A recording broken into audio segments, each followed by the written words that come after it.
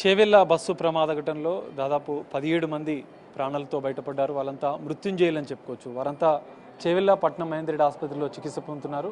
ప్రస్తుతం ఆసుపత్రిలో ఉన్నాం. ఒకసారి వాళ్ళ యొక్క పరిస్థితిని కూడా చూడొచ్చు. వాళ్ళంతా అంటే మొదట ప్రమాదం జరిగిన వెంటనే సమాచారం అందుకున్నటువంటి 188 సిబ్బంది వారిని వెంటనే స్థానిక ప్రభుత్వ ఆసుపత్రికి తరలించారు. మెరుగైన వైద్యం కోసం వీరందరినీ కూడా ఇటు పట్నం మహేందర్ రెడ్డి ఆసుపత్రికి తీసుకొచ్చారు. వారందరికీ కూడా చికిత్స అందిస్తున్నారు.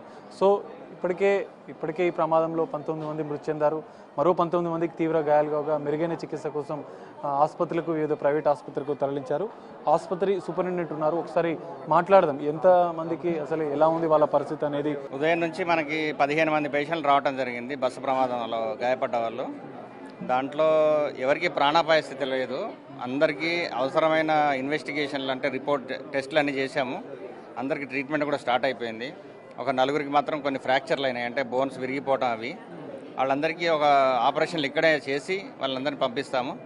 ఒక్కరికి మాత్రమే నడుం దగ్గర బాగా విరిగిపోయినాయి కాబట్టి వాళ్ళని మాత్రమే నిమ్స్ హాస్పిటల్ తరలించడం జరుగుతుంది.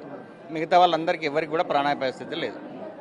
సార్, ఇట్లా అంటే ఒక మేజర్ ఇన్సిడెంట్ జరిగింది. కంకర ఎక్కువ మీద పడడం వల్ల ఎక్కువగా ప్రమాద తీవ్రత పెరిగింది అంటున్నారు. మీరు అబ్జర్వేషన్లో కంకర మీద పడటం వల్లనే మిగతా 12 మంది కూడా రకరకాల గాయాలైనాయి.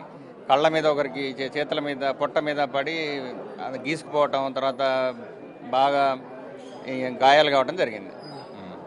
ఎన్ని రోజుల వరకు వీళ్ళకు ట్రీట్మెంట్ కొనసాగే అవకాశం ఉంది? ఇప్పుడు మిగతా వాళ్ళంతా 2-3 రోజుల్లో పంపించేస్తాము.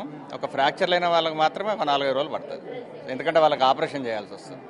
మేజర్గా ఎక్కువ ఇంజరీస్ ఎక్కువ ఎట్లా?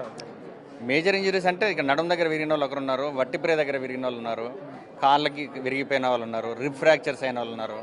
వాళ్ళందరినీ కూడా మనం ఇక్కడ ట్రీట్ చేయగలుగుతాం.